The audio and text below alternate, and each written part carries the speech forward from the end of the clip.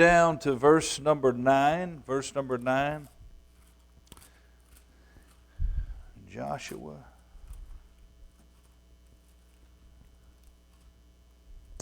The Scripture says that all Scripture is given by inspiration of God, is profitable for doctrine, reproof, for correction, for instruction of in righteousness, that the man of God may be perfect. It doesn't say thoroughly furnished unto good works. It says throughly.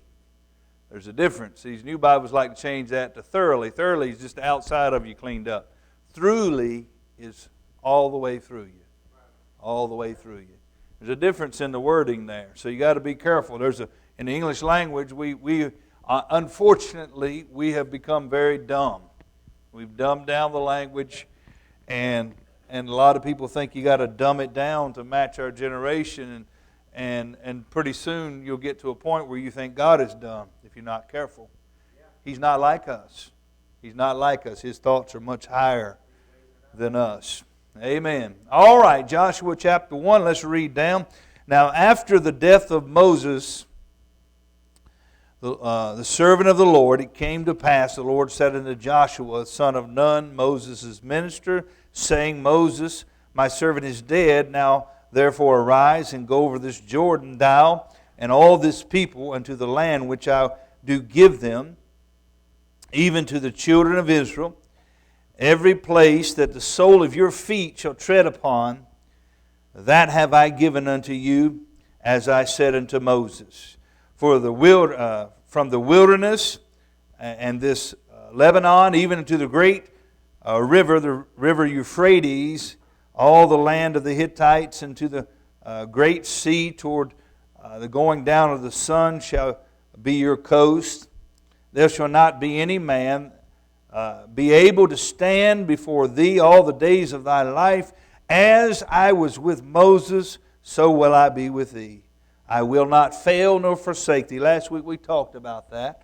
We talked about being strong and of good courage. Verse 6, verse 7, verse 9, and verse 18. He says it 4 times in the passage.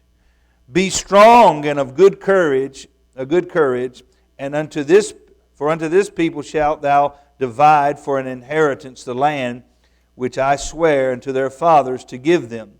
Only be thou strong and very courageous, that thou mayest observe to do according to all the law which Moses my servant commanded thee. Turn not from it from the right hand to the left hand, that thou mayest prosper whithersoever thou goest. This book of the law shalt not depart out of thy mouth, but thou shalt meditate therein day and night, and that thou mayest observe to do according to all that is written therein.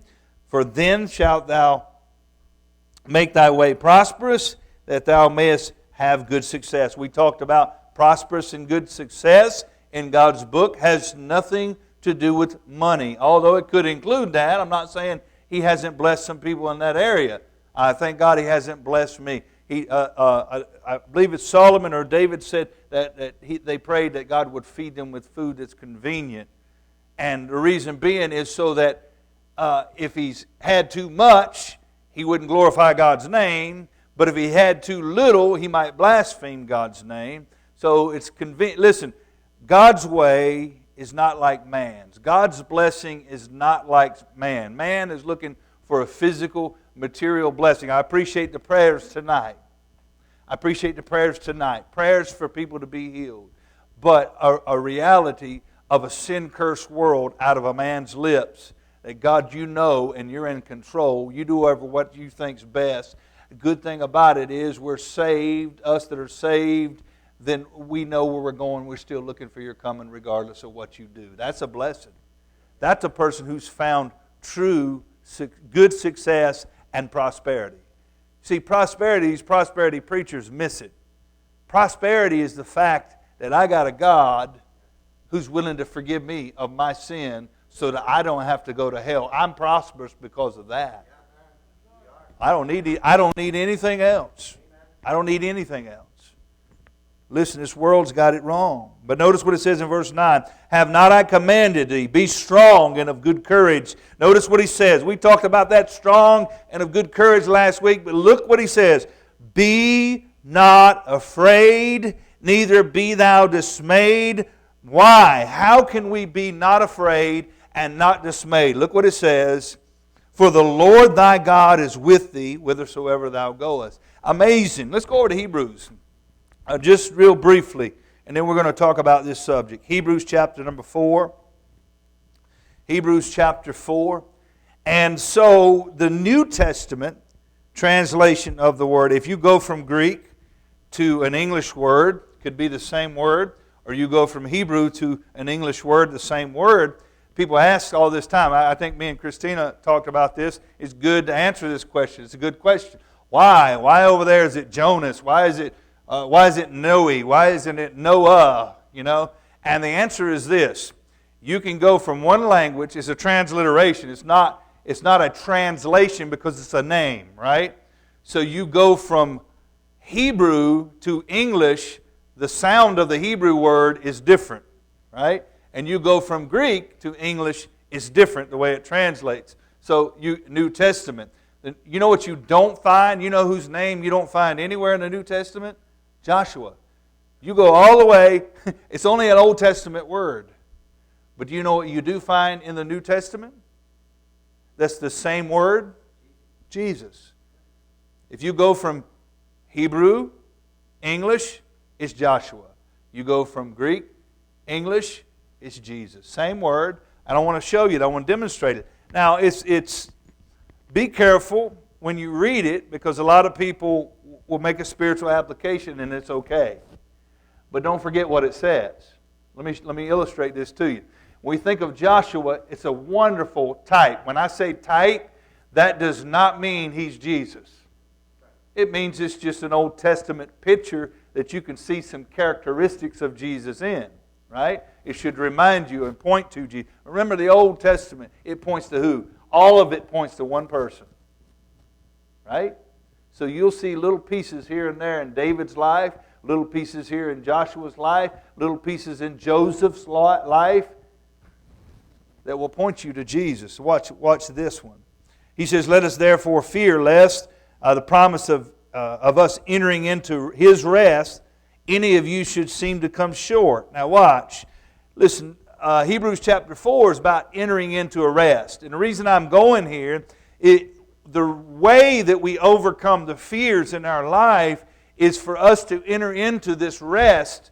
And listen, one of the most difficult things for you to do as a Christian is what they like to say is let go and let God. Right? We have a hard time giving it to God and letting Him correct the issue, letting Him fix it. We are the fixers, and we want to tell Him, I got this and I don't need you. And if you ever get to a point where you rest in Him, this is what you'll discover. His way is always better than yours. It's always better than yours. And so, Hebrews chapter number 4. Now listen, I want to admit something. We all have fears. Alvin stayed up last night because he had a fear of a doctor's visit he had, right? We all have fears. If you think he's alone, you're wrong. You let the doctor say, all right, Mr. Lepresti, I want you to come back down here. We found something odd in the blood work. Can you please come back down here? We need to talk to you.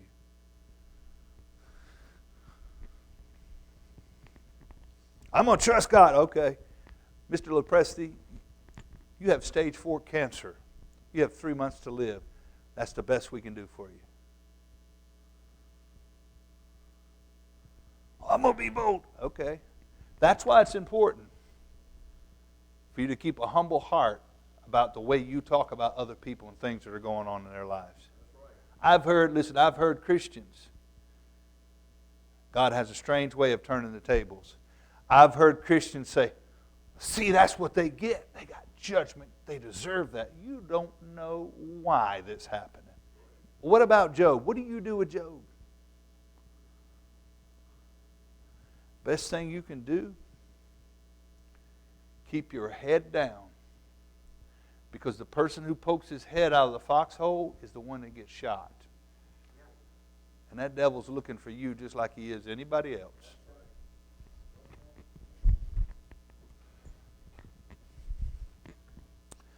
Let's look what it says, Hebrews chapter 4. Let us therefore.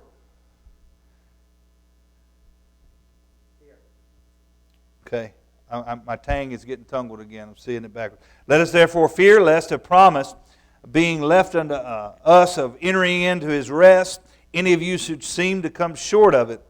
For unto us was the gospel preached as well as unto them. But the word preached did not profit them, not being mixed with faith in them that heard it. For if we, which have believed, do enter into rest, as He said, as I've sworn in my wrath, if they shall enter into my rest, although the works were finished from the foundation of the world, for He spake of a certain place of the seventh day, in a certain place of the seventh day, on this wise, and God did rest the seventh day from all His works. And in this place again, if ye shall enter into my rest. Now, notice all the Old Testament prophecies spoke of entering into a rest. And the children of Israel entering into the rest in the promised land where they were supposed to go. That rest that did not happen, y'all. It didn't happen. Tells you why it didn't happen. Because they didn't believe God for it to happen. Listen to me. If you want to enter into rest, you're going to have to trust God to guide you into that. Okay? So watch what it says here. In this place again, verse number 5, if they shall enter into my rest. Seeing, therefore, it remaineth that some must enter therein, and they to whom it was first preached entered not because of what? You know where you begin your journey of entering into rest? Is believing what God says. Listen, not believing just for the day He saved you, believing Him after He saves you. Listen, a lot of times we like to kick and fight against Him, and if you're going to enter into rest and have peace, you can have peace. I'm going to show you an example of David who has peace though he's afraid. He has fears and he's trusting that God's going to have it under control. But you've got to enter into this rest. And I'm showing you this because of who's going to be mentioned here. Verse number 7. Again, He limiteth a certain day, saying in David, today, after so long a time, as it is said, today, if you will hear His voice, harden not your hearts. Now watch verse 8. Watch verse 8. For if who? Now, is this Jesus Christ that's spoken of here? I've heard some people say that this is Jesus Christ. But I want you to read what it says. Read what it says. For if Jesus had given them rest, then would He have not afterward have spoken of another day. Now, I'm not saying that it's not a type of the rest that Jesus intends to give you. But that person right there is Joshua in the context. Right? New Testament word for Joshua. If Jesus had given them rest, He would have not afterward have spoken of another day. There remaineth therefore rest for the people of God. For he that is entered into his rest, watch, he also hath ceased from what? His own works, as God did from His. Watch what it says. Let us labor, therefore, to enter into that rest, lest any man fall after their example of unbelief. He uses the nation of Israel. Why did they not go into the promised land? Why did they not obtain promise from God? They had to wander in the wilderness for 40 years, and that generation had to die off with the exception of 2 people. Do you know amongst the questions asked, how many people believe like you, preacher? How many people believe that they could overcome those giants that were in that land that they were supposed to inherit? How many people went into the land It tells you how many people really believed. Moses didn't even go in because of a disobedient moment. There was only 2 of them that went in, y'all, besides the next generation. That generation, only 2 believed God. That was Joshua and Caleb. I don't worry about this numbers game. You just make sure you're in. I don't worry about it. 8 people got on the ark. 2 people right there believed God and they went in. You understand? God ain't in this numbers game. I don't fall for that. Listen, I'm glad I read a record in the book of Acts that 3,000 souls were added to the church in one day. I'm glad I read that record. I'd have loved to have been there. Would you have loved to have been there?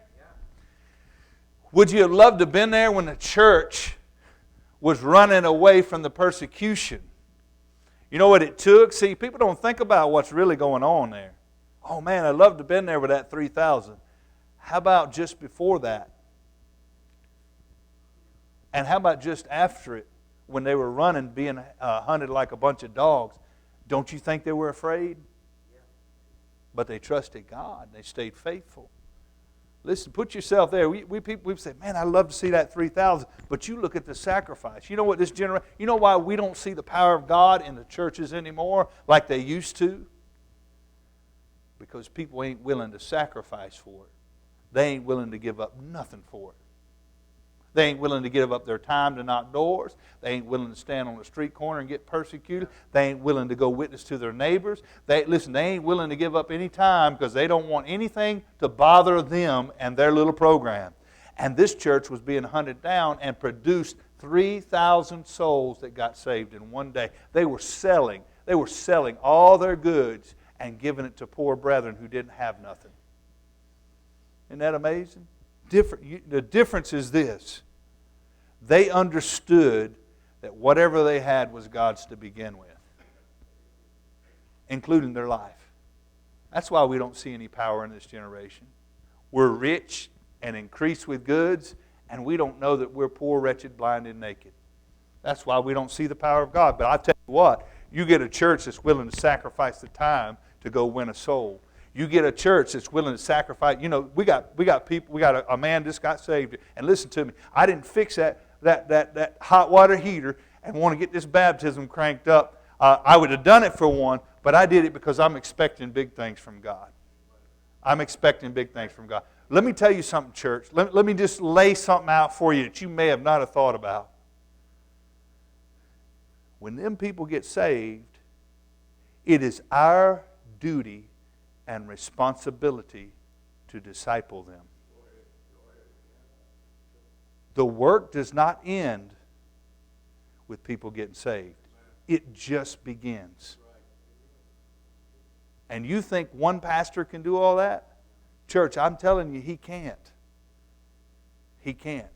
It takes a body working together. We're going to have discipleship classes. We're going to have people taught regular. You're going to have people in your house to teach them doctrine. Come over to them. You know what we did when I first got saved? I don't know about y'all. This is what we did. Those that knew the Bible said, let's have a Bible study to get y'all grounded. And this is how we did it. It's at my house this week. That house fixed all the dinner, and everybody came over and brought what they could. And we had a Bible study on this doctrine this week. And we would announce it. We're going to have a Bible study over here at this house next week on that doctrine. And that's how they grounded the new converts. That's how, listen, we need that. We need that. See, that's the problem. People don't want to sacrifice their time. You don't think the early church lived in a lot of fear and had to trust God? They had to trust God. They had to trust God. But I want you to see this rest, the reason they didn't enter in. Now, if you're going to lay aside your fears, you're going to have to trust God, which means you're going to have to rest in the Lord. And I want to point out that Jesus is the same Joshua we're reading about here. Go back to the book of Joshua. Back to the book of Joshua.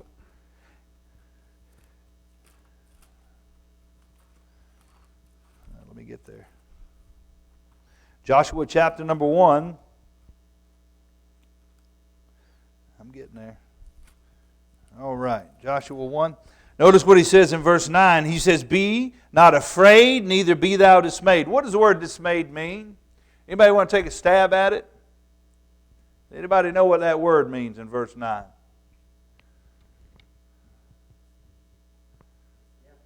What's that? Yeah, it's discouraged. I looked it up. You're right. You're right. It means shocked, upset, alarmed, disheartened. Listen, if you're not careful, you will be shocked, upset, alarmed, and disheartened.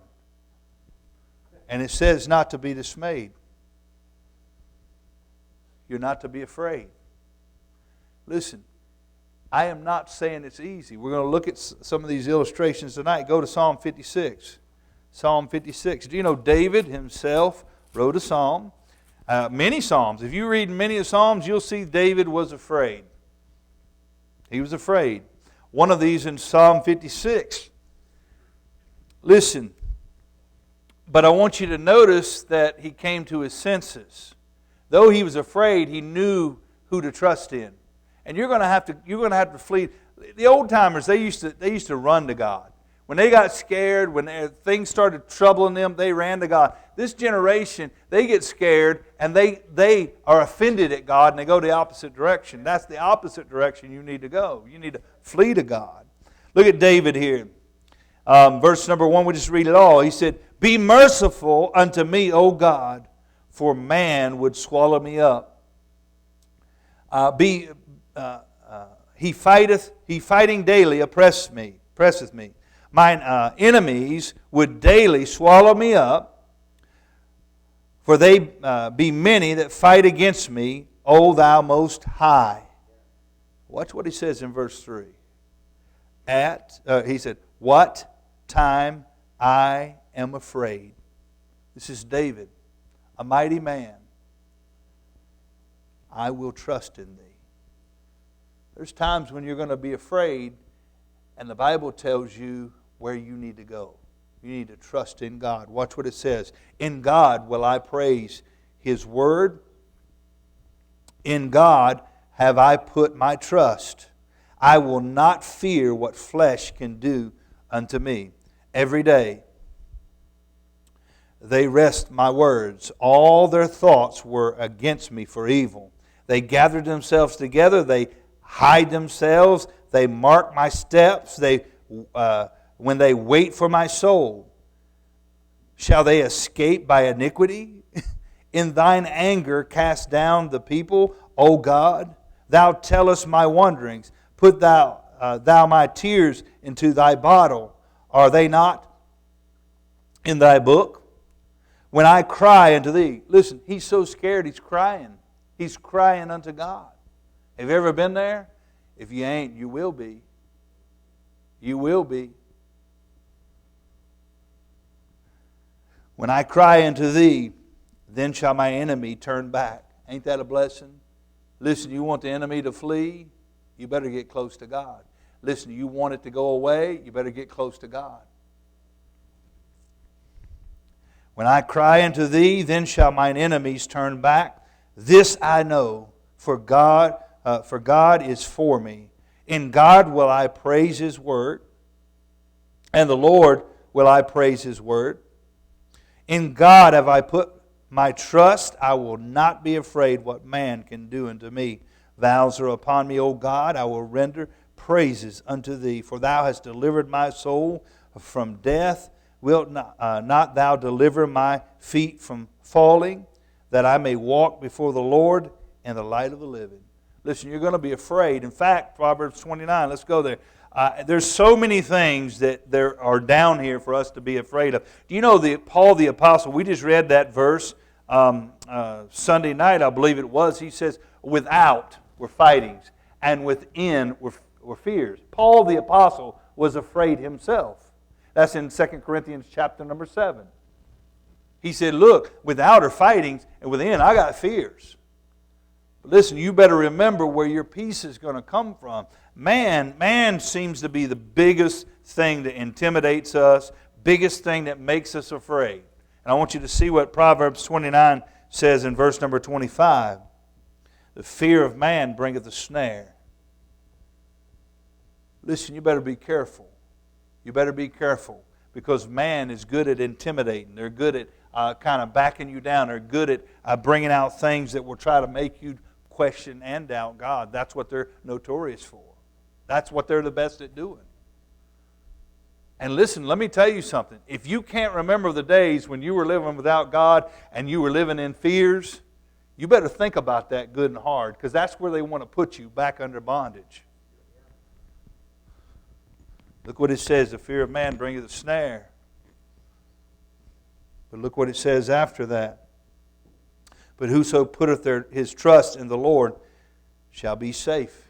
Listen, keep your heart close to the Lord. So man has a tendency to bring fears. Not only that, go to Luke. Luke chapter number 21. You can't tell me that if you were living in this day you wouldn't have fears. And yet we have less than this happening right now. Luke 21. And people are afraid. It don't take much to make people afraid. Little hurricane, little tornado. Listen, this past year, early part of this year, my son called me in Abella, Georgia, crying his eyes out, my oldest. I believe that was the first time God jerked a knot in his rear end and said, let me show you something for a minute, Buster. He was installing solar panels in Abella, Georgia, trying to get quotes. A nasty storm came up out of the middle of nowhere. And I don't know if you read the articles about it, but it leveled the place. He said it sounded like a freight train. He was bunkered down in his truck, could not go anywhere. Listen to me. Less than just a few miles from him, the whole neighborhood was gone. He was the first, him and the guy who was doing estimates with him was the first people on the scene. Let me tell you something. I'd never seen my son do this. Let me tell you something, parents. I don't care how far out of the way your children get. They know who's in touch with God. You know the first person he called? Daddy. And he was bawling his eyes out, scared half to death. Daddy, there's dead people in the road. We're sifting through it, pulling people out. They're hurt. Some of them are dead. We've already pulled 2 dead people out of the rubble. I'm scared. Listen to me. It doesn't take much to rattle us. And oftentimes, God allows a little bit of it so that we're reminded who's in control. You understand? Listen, He's trying His best to get people's attention. And it's like nobody wants to listen. Isn't it amazing?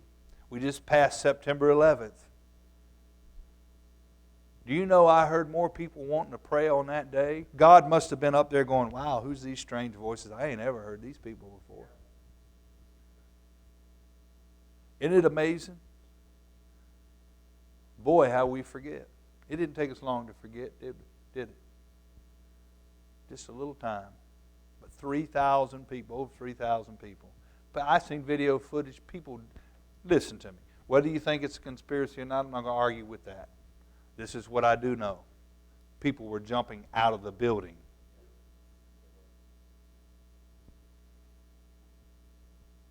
Listen, there's times in your life you're going to be afraid of something.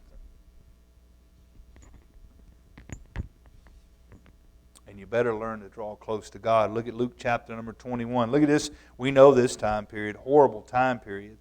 Verse number 25.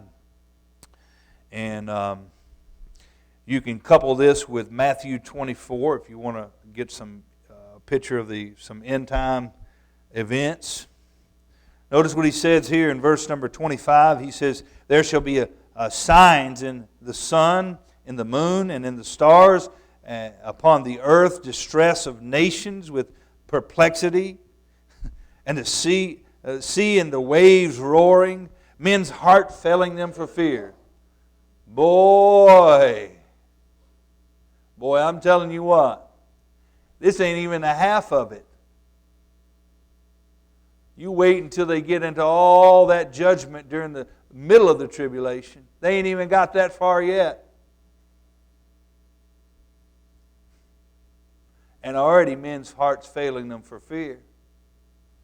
Watch this. Men's heart failing them for fear and for looking after those things which are coming on the earth. The powers of heaven shall be shaken. Then shall you see the Son of Man coming in a cloud with power and great glory. When these things shall begin to come to pass, look up, lift up your heads, for your redemption draweth nigh. Let me say something to you. I believe that's the nation of Israel. Because he started it out with these signs.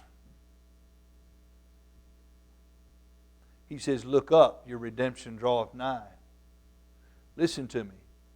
During this tribulation, this judgment that's going to come on the earth, some of the most horrid things are going to happen. And yet, I've never been in one. I've been in a small one back home, and it scared living daylights out of me. A small earthquake.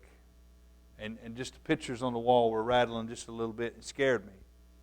You have no control. Can you imagine the sun darkening? Can you imagine earthquakes and these judgments when they come on? They throw them in there. Can you imagine a third of the world dying? And then again, what is it, another third that dies? A fourth, a third, then a fourth. Isn't that something? Listen to me. We need to take some time to understand God is in control and He's trying to get some people's attention. Even now, I believe. Listen, that war and rumors of war, can you not see that it's at an incredible level? There's always been wars and rumors of war, always been. But at the level that it is right now, you know why it's so high now? You know why the rumors of wars are so high? Because the technology has helped us advance it. It really has. If you look at the last days, the technology has helped us advance all of the biblical prophecies very quickly. Who would have ever thought we would have been where we're at now? Listen, y'all, if you ain't careful, I want to remind you, He tells them in the midst of everybody being terrified, you need to look up. I've been telling you this Sunday and several Sundays ago. If you don't keep your eyes on Jesus in these last days, you're going to be scared half to death. There's going to be some things that are fixing to come on the scene that are going to rattle you. But the book already told us it was coming true. So circumstances men cause us to fear. Circumstances cause us to fear. How about Hebrews chapter number 2?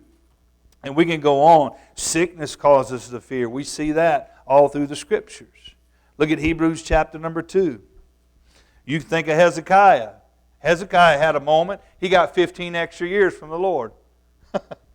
People say, well, he was dying. Yeah, the Lord. He cried unto the Lord, turned his face to the wall, and the Lord said, all right, buddy. I know you're scared. I'll give you another 15 years. How'd you like that? Why? Why did he get 15 years? Because he asked for it. Brother prayed it tonight. You have not because you ask not. You receive not because you ask amiss. Be careful what you ask for. Listen, God give you $1 million. You don't need it.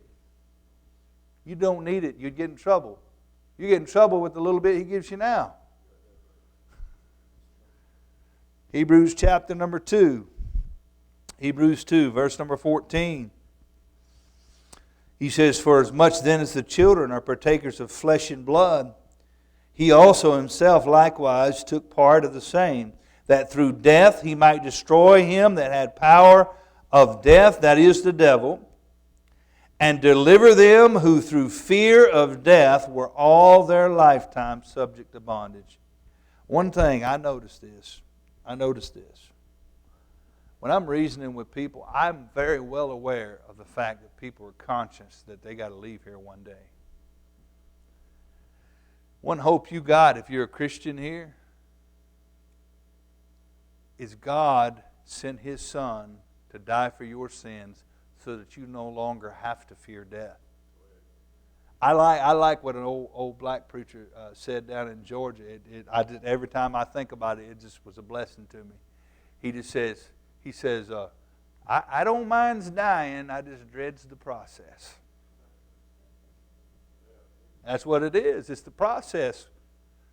Get it over quick. But you're on the other side of this. David said there's but a step between me and death. Now you think about that step between you and death if you're a Christian. What's it like? Absent from the body, present with the Lord. That's what it says in 2 Corinthians chapter number 5.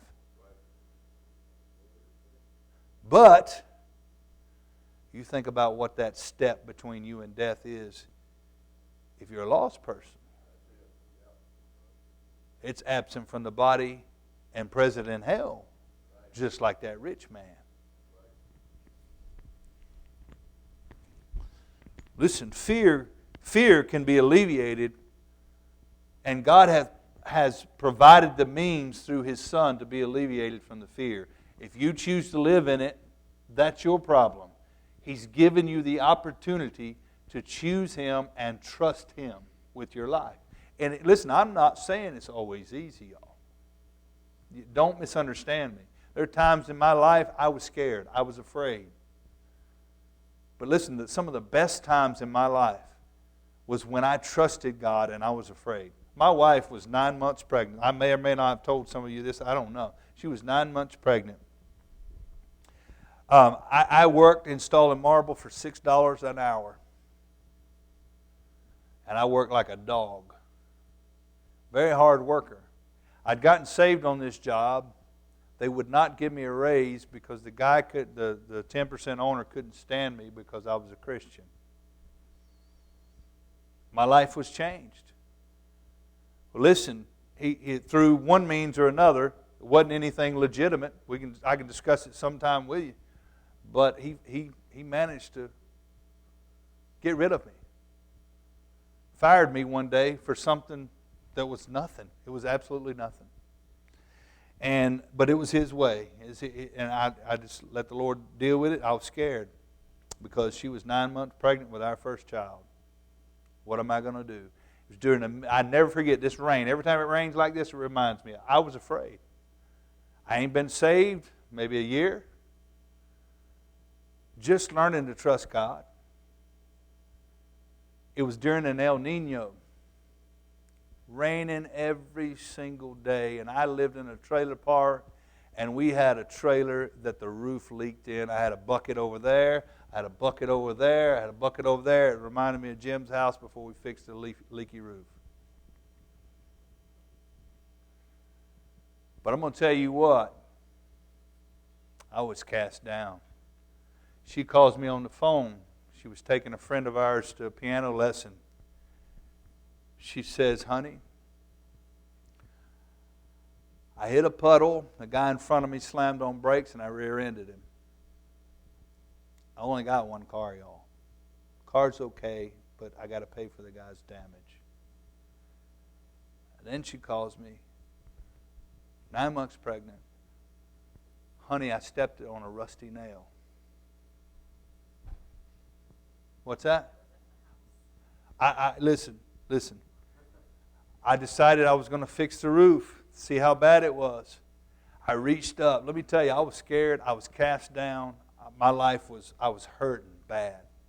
I reached up to grab that roof and pull it down on the inside to see how bad the leak was.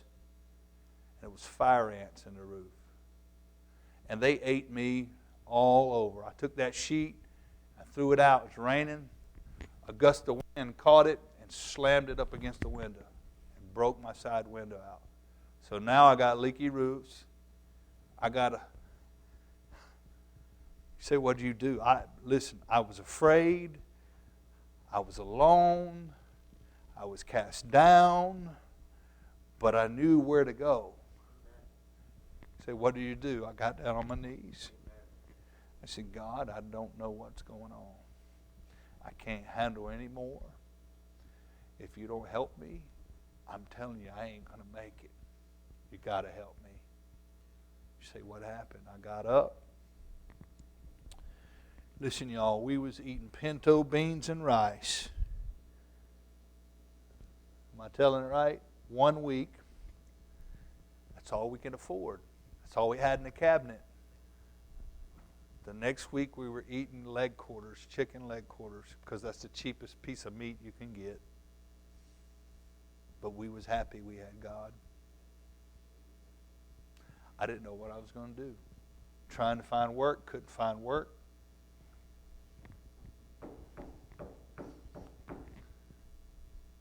You want to know why your preacher is the way he is? Let me tell you why he is the way he is. Because there was a knock at my door.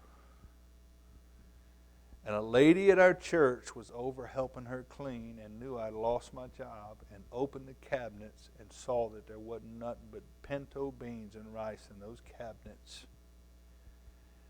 And she said, the church took up and had a pounding for you. My back of my car is full of groceries.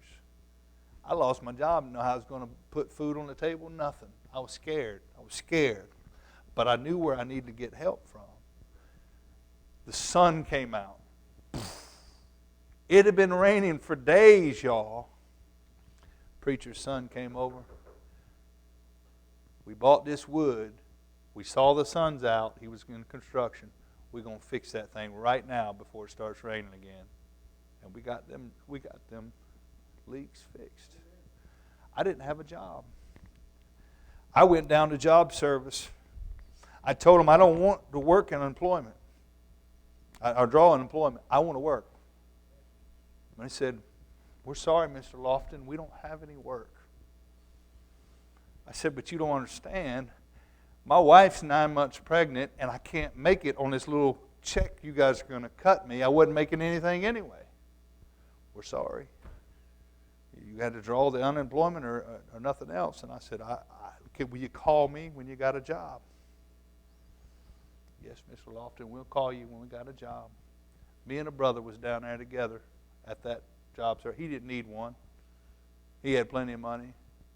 He just looking for his next job. He was fine. But I was hurting. I didn't know what I was going to do. That brother left. Went and sat down at Hardee's in Beaufort. Was eating by himself. I went home. I didn't have no money to eat no Hardee's. He called me. Says, Brother Mike, let me tell you what happened. I bowed my head to pray.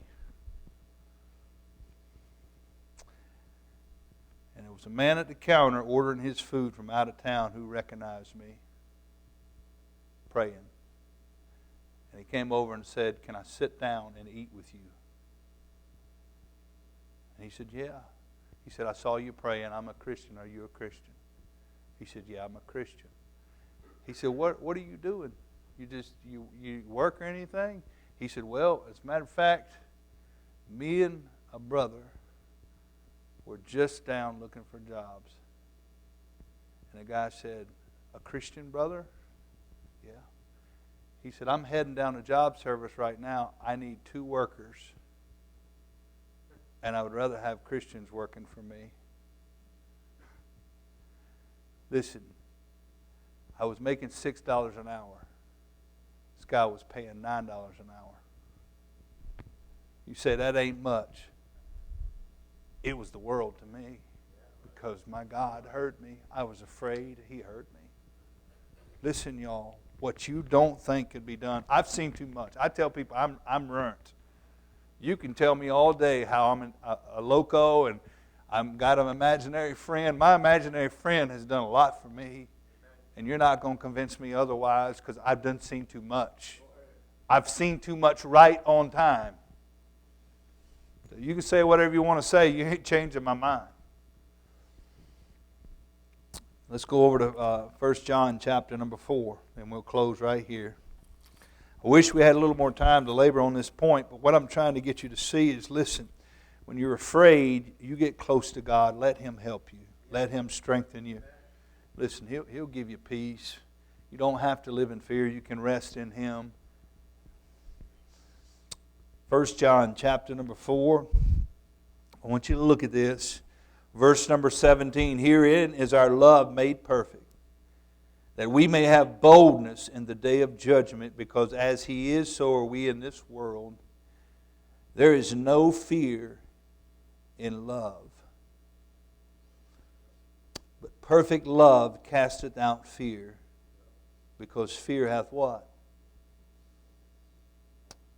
Brother Alvin, does fear have torment? Does it keep you up at night?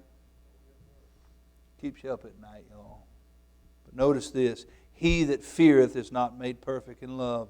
We love Him because He first loved us. One thing I've learned about the relationship I have with God, He says, be not afraid nor be dismayed.